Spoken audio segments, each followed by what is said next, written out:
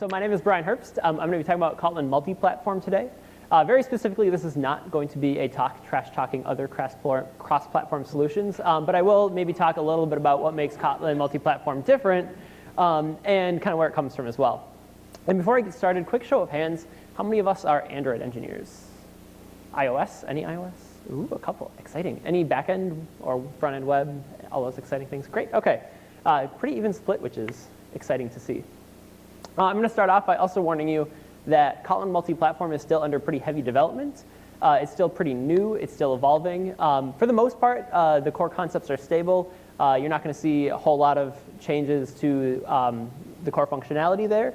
But it is still something that they're working on pretty heavily. So be ready for watching out for what's changing, what things are working, what things are not working. Again, most part working. If you go back and watch, I believe Sean McQuillan gave a talk on Kotlin Multiplatform recently. He said if you want to be ahead of the curve, you can start using it in January 2020. If you want to wait till it's really safe, wait till January 2021. I think he's being a little bit conservative. At Target, we've actually already shipped an application using it in production. So if you know what you're doing, you can make it work pretty well. So to get started with, why do we care about cross-platform? Well, every good product idea starts with just an idea. And then we decide, well, we want our friends using iOS to see it. We want it on Android. We want it on a web. And to do that, we need to hire an iOS developer. We need to hire an Android developer. We need to hire a web developer, too. Obviously, this becomes more expensive and more difficult to maintain for companies. So what usually ends up happening is they just decide we're going to go with iOS, and we're going to leave all the other platforms behind until we find out whether it's a good idea or not. This makes people like me who use Android very sad. And I want it to be everywhere. Like I said, the problem is the more platforms we have, the more developers we need. The more developers we need, the more money we spend. The more developers we have, the more code we have. And the more code we have, the more bugs we have, usually. So in theory, if we have fewer platforms, we have fewer developers, we spend less money, we write less code, and we have fewer bugs, right? If any of us have used a cross-platform solution before, we know that's really just not the case. You might get different bugs, and you might have overall fewer bugs. It might take fewer developers, but in reality, it's not really you really do need Android and iOS-specific talent to get a quality application out the door. And really, at this point, user experience is table stakes.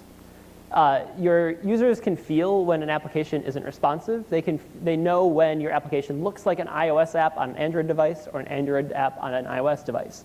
They also very much know, Amazon, when your application is a web browser to your store. These are all things that people notice, they pick up on it, and it just makes your application less friendly to use. So we need to think about how native is the UI if we're using a cross-platform solution. We also have to think about how responsive the app is. These are all things that our users care a lot about. And second, developer happiness is also critical. So if you're familiar with Airbnb, they've been very vocal in the React Native community for a while.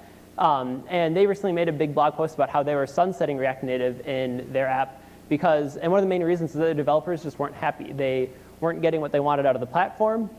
They were finding it difficult to develop with, using JavaScript, obviously, which is, I don't think, anyone's first choice for a language. And then you also have to think about other things that make developers happy. So Google and Apple are always working on improving Android and iOS. So when those platform updates come out, how fast can we as developers start using those updates in our cross-platform solution? What does the interop with the native code look like? At the end of the day, your code has to run on that platform. So when we're doing things like working with the Bluetooth stack, working with the file system, how well does that actually work? And most of us probably already have some code that we've written before. So if we want to reuse that, if we don't want to start completely from scratch, what does the interop with that existing code look like as well? And then finally, the language. Like I said, JavaScript, plenty of people use it. It's a fine language. But if I told you I was going to start writing a cross-platform solution in something like Lisp, you'd probably look at me like I'm crazy, and no one would actually use it. One more thing on language. If you already have developers that know a language, I'd argue that's not a great reason to pick that language for a cross-platform solution. I've seen plenty of developers who think, I already have C developers, so I'm going to use a C cross-platform solution. It's not a great reason to do it, because the platform is really the hard part. We can all learn new languages.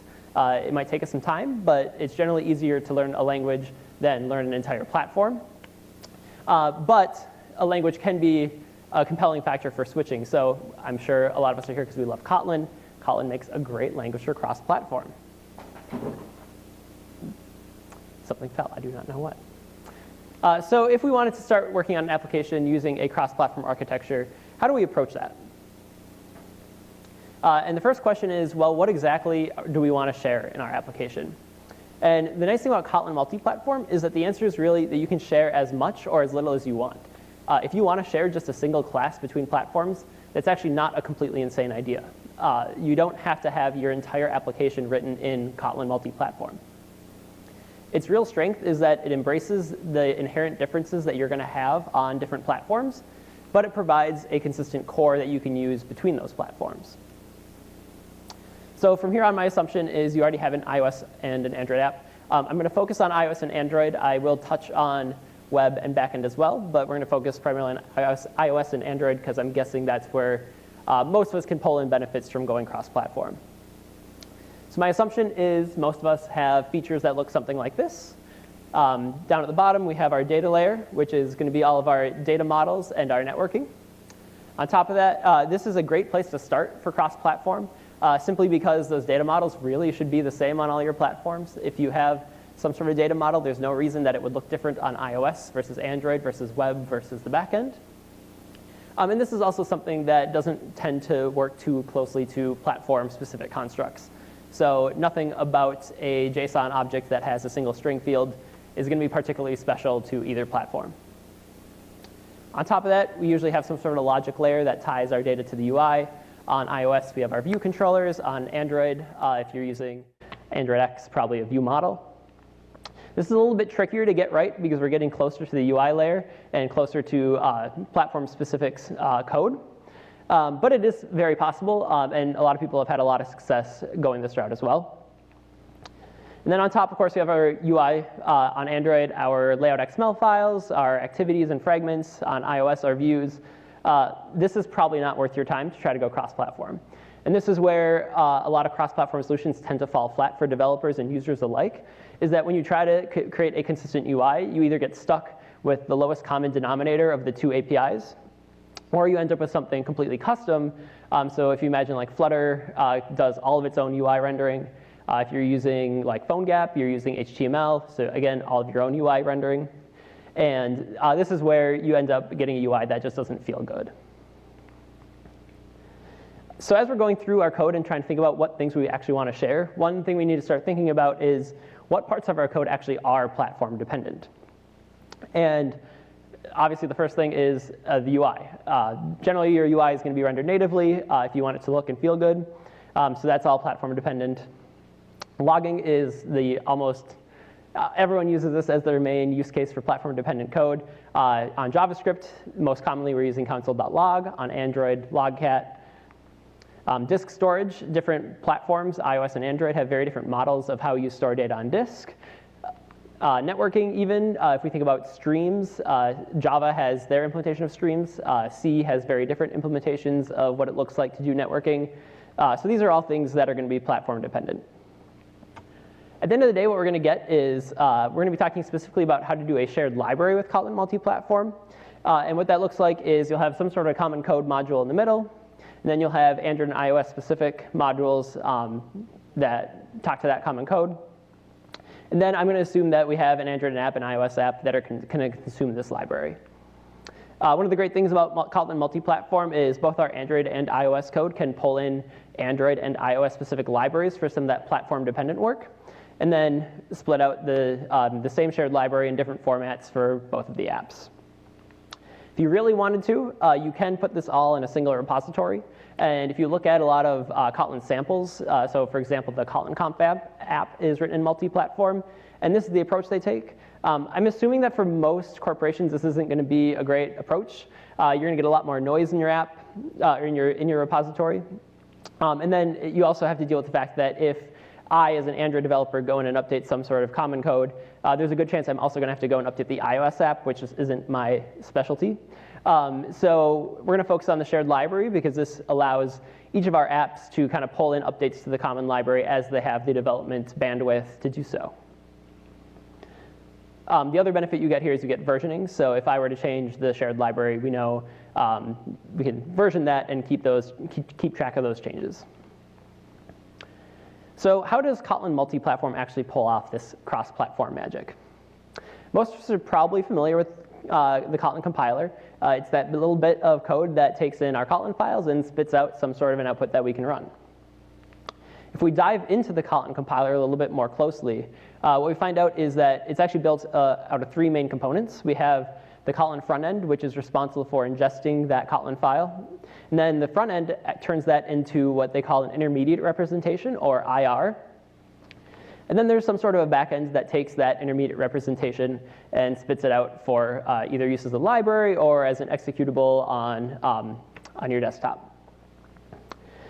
What this allows us to do is this backend can then be one of a different number of things. It can be Kotlin JVM, which is, of course, going to spit out our JVM code. You can use Kotlin JS, or you can use Kotlin native as your backend. Kotlin JVM, pretty unsurprisingly, like I said, output is bytecode. And as I'm sure many of us are familiar with already, has 100% interoperability with existing Java code. So you can pull in Java libraries, you can output Java libraries, you can write a Kotlin file in a Java project, and the two can access all the same methods, all the same properties. Everything works across the two. Kotlin JS, I'm sure you'll be unsurprised to hear, the output is JavaScript. But what's actually pretty interesting about Kotlin JS is that it also works with any existing JavaScript libraries that are out there. So there's a tool called Ducat that can bind strongly typed libraries. So if you have a TypeScript library, you can actually bind that directly into Kotlin code and call all the methods of that library as if you were a JavaScript project. Now you're probably saying, wait a minute, JavaScript doesn't have strong typing if you're using just pure JavaScript. And you're right, and Kotlin actually has support for a new special dynamic type that supports loosely typed JavaScript projects.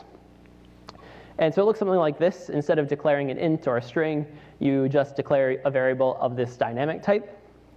But be careful, what this does behind the scenes is it essentially just turns off all of Kotlin's type checking. So if you've ever told someone Kotlin's great because you don't have to worry about nullability, it turns out if you use these dynamic types for the JavaScript library, it's like you're writing JavaScript, right? It could be literally anything in the world. So you can call any method, any property on that object, but you lose any sort of type safety on it. So yeah, like I said, any property or any function on it, just like you're writing JavaScript. And then finally, the last backend that exists today for Kotlin, Kotlin native, outputs some sort of native binary. So it could be an executable, it could be a C library, or in the case of iOS, it can also output an Apple framework. Kotlin native under the hood uses LLVM. As an aside, LLVM uses a very similar architecture to Kotlin C, where it has a front-end intermediate representation and then some sort of a back-end. So got some inspiration from that, for sure. And then Kotlin native can output ARM32, ARM64, Raspberry Pi even. WebAssembly is now supported as well. So basically anything you'd want from a native binary, Kotlin native can output that. It also supports binding to native libraries. So this is a little bit trickier. It's not as automatic. You do have to create a def file that specifies what kinds of things in that library you want to bind to. And then there's this C-interop tool that produces the actual Kotlin bindings. The Kotlin team realizes that maybe there's some libraries out there that everyone is using, and it might be beneficial for them to just create these bindings for you. So for tools like, if we advance, there we go. So there's existing platform libraries, is what they call them, for OpenGL, Objective-C, POSIX, a couple other ones too. But this is how they provide some of those common bindings that not everyone needs to recreate all the time. And you might have noticed, if you're an iOS developer, that I haven't said anything about Swift yet. And that's pretty important to most iOS developers these days. Just like Kotlin is really important to the Android community, everyone wants to be writing in Swift on iOS. And Kotlin native does support Swift in a way. Swift, just like Kotlin, has a pretty good interop story with Objective-C, since most iOS code is already written in Objective-C. But it doesn't actually support any Swift directly, so you won't be able to use Kotlin native to output beautiful, idiomatic Swift code. What it does is it outputs Objective-C code, which then is then interrupt with your Swift code. For the most part, it actually looks pretty good. There aren't a lot of issues with it, but we will kind of get into a couple of those nuances near the end. So Kotlin Multiplatform then is just basically a wrapper around all three of those, where you can apply the Kotlin Multiplatform Gradle plugin, and then you can choose which of these backends you want Kotlin Multiplatform to use to output all the different libraries you'd want for all your different platforms. So let's get started. Like I said, the first thing you have to do is apply the plugin. Pretty straightforward. And then we have this new Kotlin block where we start specifying the targets we care about. So for example, if we want JVM, we just call this JVM function, and we'll start getting JVM output. For iOS, we can specify iOS ARM32, iOS ARM64. For those of you who don't know much about iOS, these are the two architectures that iPhone devices out in the wild currently use. So if you're building any sort of iOS app, you probably want to support both ARM32 and ARM64. And then we can configure Kotlin Multiplatform to output a framework file, which is basically iOS's version of a library.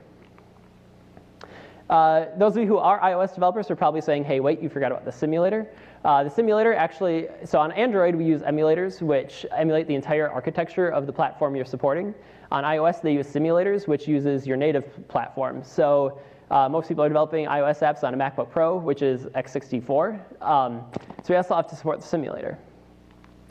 But there's a little bit of a problem here in that if you actually try to upload an application to iTunes Connect that has the simulator architecture x64 in it, they'll reject you because there aren't any actual devices that would download that app and use that architecture. So if you're doing a mono-repo approach, you can do some magic to decide when to include which architectures. Or more realistically, you should probably just be using something like Carthage or CocoaPods to pull in your shared library into your iOS code. If CocoaPods is your thing, there is a Gradle plugin that works with multi-platform to automatically generate all the right stuff for CocoaPods. And Carthage, there's not a specific Gradle plugin for it, but you can get Carthage to work without too much trouble as well. All right, so let's write some multi-platform code. I'm going to assume we have some sort of a note-taking app that looks something like this. We have UI for displaying notes. We have a notes view model on Android. We have a notes view controller on iOS. Some sort of an API layer, and then our actual model for what a note looks like. Oops. And our first goal is we're just going to pull that model in. And this is actually where we started with my project at Target, was just pulling in our data models and the serialization layer, just so that we had consistency between data models and serialization on iOS and Android for a new feature that we were creating. So our JSON looks something like this. We just have a content string, and then we have a status that can be maybe pinned or some sort of default status. That's all our node is right now. Pretty unexciting. On iOS, we went and we made both of these strings. Pretty straightforward. It's a struct. On Android, we made a data class. We're using Kotlin already on Android. Woo.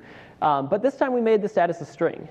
And this is where we start seeing why we get benefit from going multi-platform using the same data models on both platforms. Because neither implementation is necessarily wrong. Whether it's a string or an enum doesn't necessarily matter until it does. Maybe we didn't know that the API could be sending us different statuses and we forgot one. Maybe the way we're displaying these statuses is different. But either way, this is a difference that could at some point come to bite you in the butt. And while you might think this is pretty contrived, I'm guessing most of us that have both iOS and Android apps have at least a handful of data models that are different in subtle ways that, again, might not be important, but also there's no reason for them to be different, or there's also no reason for us to keep rewriting them on each platform. So this is a potential source of bugs in our app. So our shared data model, for the sake of argument, we're just going to stick with the strings. Both our content and our status will be a pretty straightforward note data class with strings. So on Android, unsurprisingly, this Kotlin data class is going to look the exact same. It's going to look like a data class. On iOS, the Obj-C is going to look something like this. And some specific things to note, we'll see that the actual name of this interface is shared note. Or whatever you call your library. If your library is called, Kotlin shared library, then it'll be Kotlin shared library note. But then it has that attribute for Swift specifically to say, hey, if we're calling this from Swift, just use note. And we'll also notice that the interface extends from this Kotlin base class, which is any Kotlin object will extend from that Kotlin base. Basically, it gets you all of the functionality of any that you'd be expecting in a Kotlin class. And then each of our properties gets translated into an NS string, read-only property, pretty much exactly as you'd expect as well. So if we translate this to Swift, again, it looks pretty much like what you'd expect. We have a note class with each of those properties defined as strings.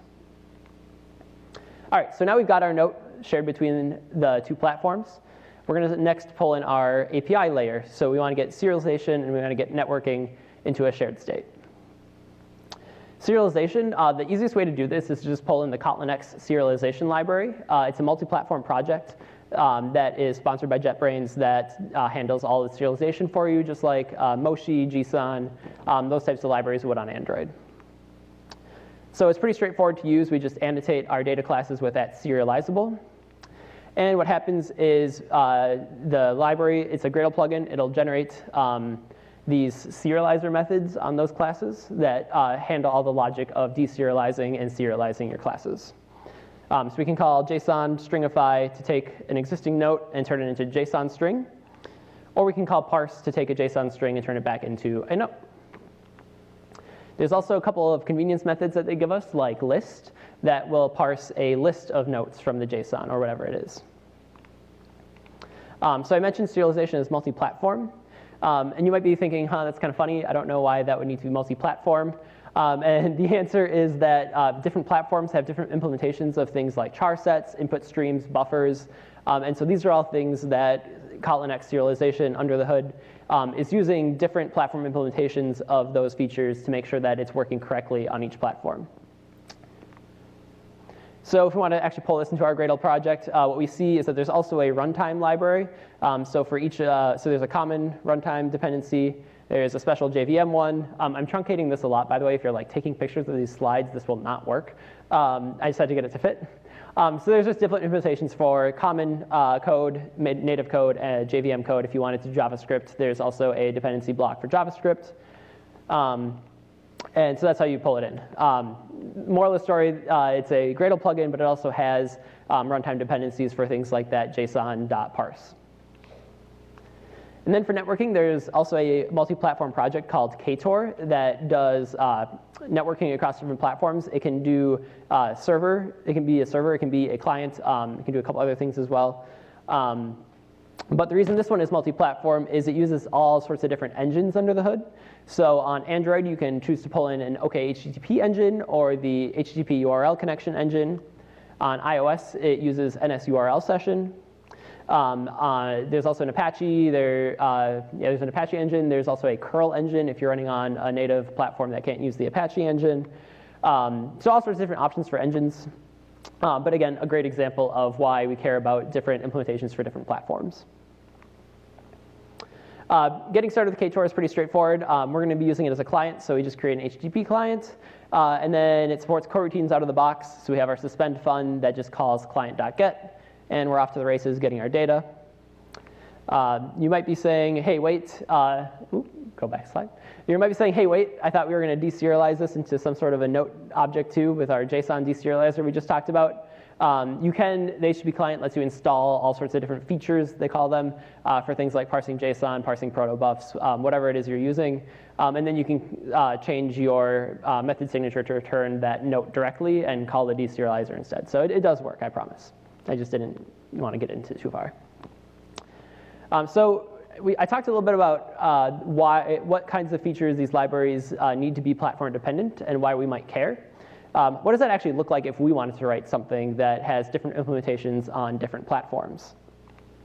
Kotlin Multiplatform has this new construct called expectActual. And so in our common code, we can define a function like getPlatform that's just going to return the name of our platform. And we give it the special expect keyword. And this is basically defining like a meta interface that each of our platforms will then have to implement. So in our Android code, we might write an actual version of that function that just returns Android. Similarly, on iOS, we can write an actual implementation that returns iOS.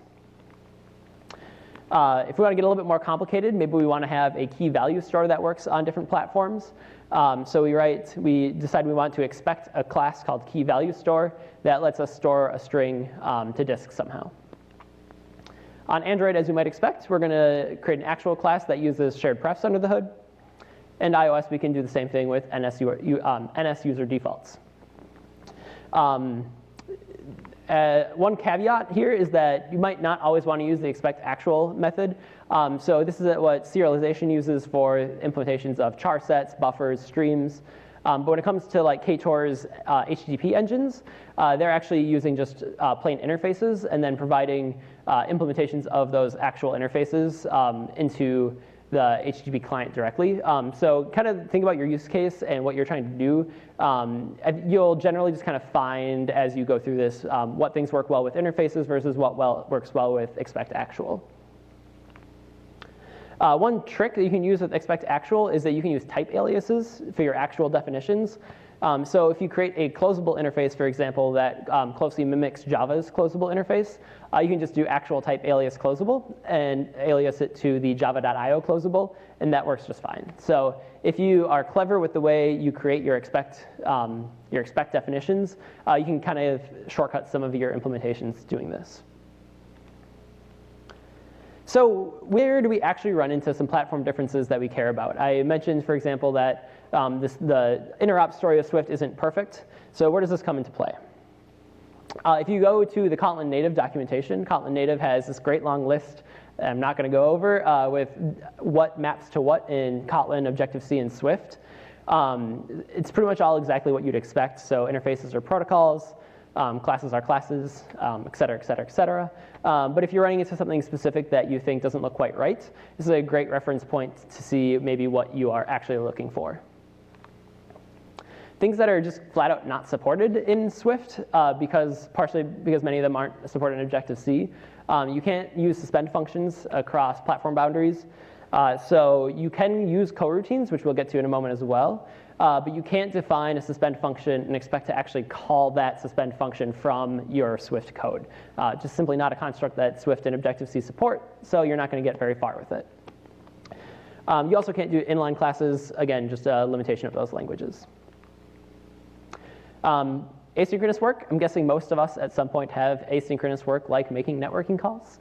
The great news is that coroutines work. They work great on multi-platform. So when you call into your multi-platform code, that code can launch coroutines all at once. It's going to work great. The only caveat with coroutines is that right now only single-threaded code is supported for Kotlin native. And there's some great literature out there if you want to get into why this is right now. They're working on multi-threaded support, but at the end of the day, the problem is that Apple has effectively deprecated threads on iOS. So they're currently trying to figure out how to work with Apple's new queue system for work to get this to work the way developers expect it to work. Exceptions are something that threw me off as an Android developer. When we first started working on this, we had our code throwing some exceptions that we were catching on Android. Everything was great, but our iOS team had no insight into what kinds of exceptions it was throwing or why or when. And it turns out the problem is that in Kotlin, as Christina Lee mentioned, all exceptions are unchecked. But Swift only has checked errors. So you have a little bit of a problem here. And the solution is we just have to annotate any Kotlin function that we want to be checked with throws. And that way it'll surface as a checked error in Swift as well. Another thing that might be a little bit funky at first is how primitive types are handled in Swift. Int in Kotlin will translate to a Kotlin int in Swift. And this is because Kotlin ints have more functionality on top of the int primitive in Swift that you might want access to. So they wanted to surface that through a new type. But the good news is Kotlin int does implement NSNumber, so you can still use these Kotlin ints as numbers in your Swift code as well. Same thing with floats, doubles, booleans, and a couple of those primitive types as well. And then finally, generics. Generics are currently experimental for Kotlin native, so you can turn them on if you want using some compiler options. But again, be aware that they are experimental. It's something that they think they have a good solution for. Again, like Christina Lee was talking about, experimental doesn't mean it's alpha or beta. It means they think they have the right solution. They just want feedback on it. So you can turn it on. For the most part, works as you expect. Class generic T will turn into a class generic T. But there are some nuances. So when we write a class generic T and then we actually have a property of that type inside of our class, Swift does something a little bit funky, and we end up with that thing being nullable all of a sudden. Why is that nullable when we defined it as a non-nullable type? Again, this goes back to the fact that our code is run through Objective-C before it gets to Swift. And in Objective-C, nullability is actually defined on the properties and the methods, not on the type itself. So when Swift then generates, when you get to the Swift interop layer, all of a sudden that type is nullable because the actual backing property is nullable. So the solution is in your Kotlin code, you can actually take that type variable t and turn it into, make it extend any.